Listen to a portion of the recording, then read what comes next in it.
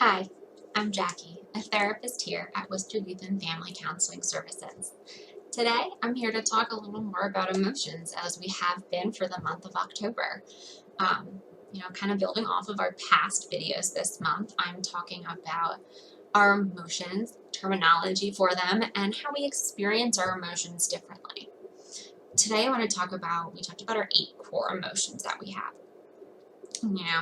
Out of those, we feel them at different intensities, and that's also where we increase our emotional language, where we might use other terms to describe an emotion similar or built off of that might describe a different intensity.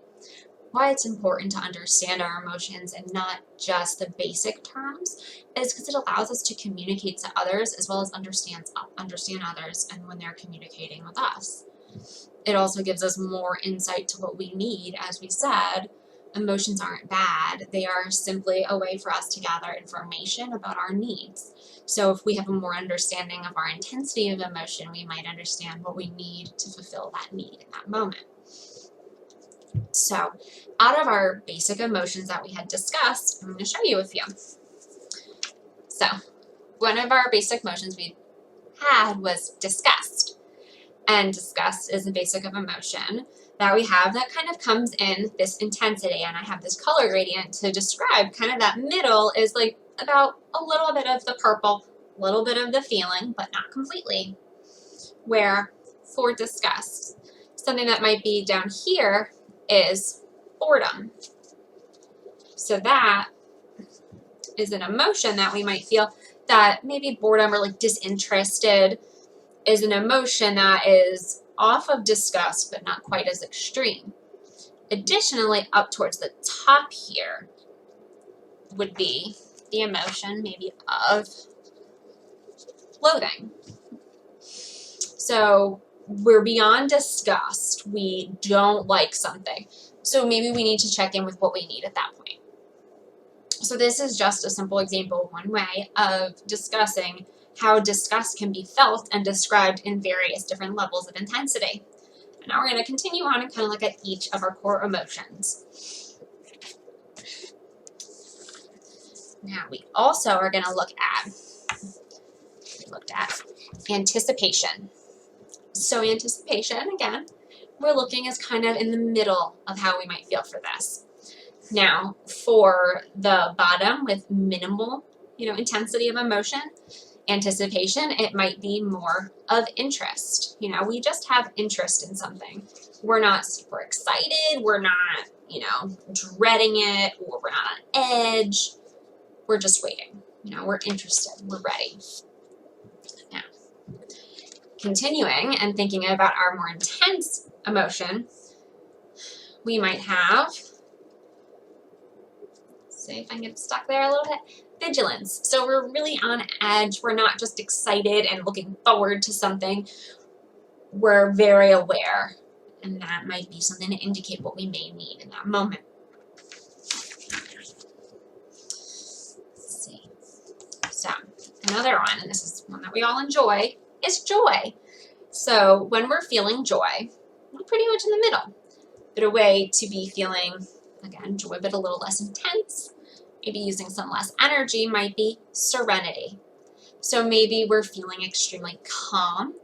We're feeling very relaxed. We're happy and feeling very, calm, relaxed, zen, maybe, So then also, from the opposite end, that's going to be, high intensity would be, ecstasy, which is that extreme happiness, euphoric joy.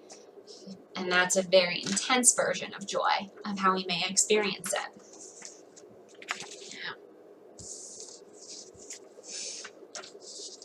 Another one is sadness. And so feeling sadness in a less intensity, maybe we're feeling glum. A little down, but not very sad. Just a little glum today. And now for the more intense version or intense terminology, if we're feeling extremely, would be grief. Maybe we're just feeling this extreme sadness that feels like we cannot, fill that void, and we're just feeling an overall grief.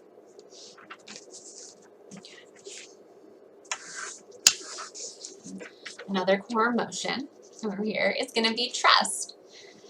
And on the lower level of intensity of trust, maybe we're feeling acceptance. We don't, feel overly comfortable, but we are accepting of this. Whereas on the opposite end of that extreme, we might be feeling admiration, where not only are we accepting and we trust that person or we trust something, is we think very highly of it as well. So again, another just way of describing the intensity of how we feel an emotion. I have a few more left. Fear. Fear is one that, again, we feel in all different levels and intensities. So for minimal intensity, we might have apprehension.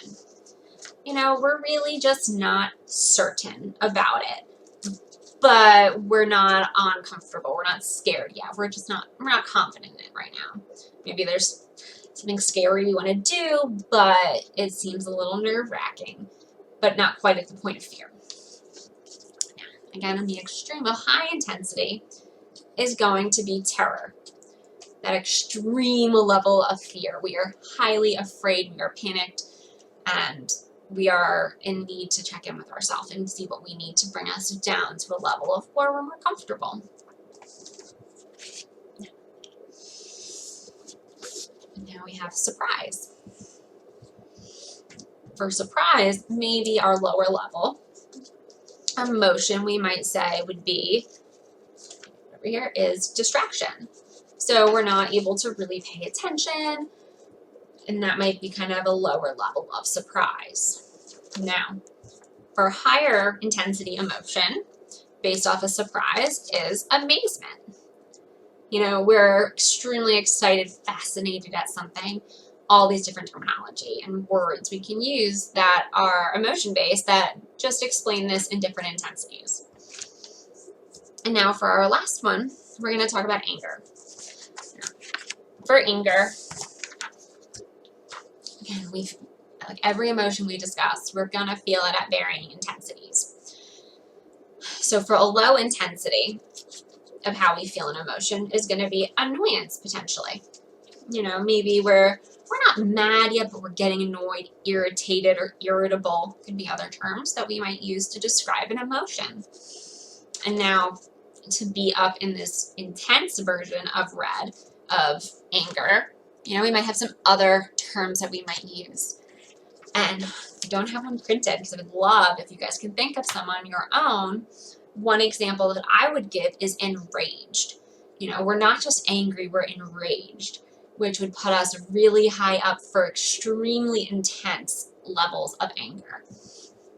And again, our emotions are just there to give us some helpful information and to communicate to us what we need.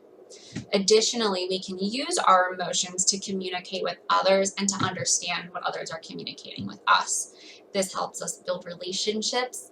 This helps us manage how we are feeling emotionally, helps improve our mental well-being, which is part of our whole person health. So I hope this is helpful, learning different terminology and increasing our understanding of emotions.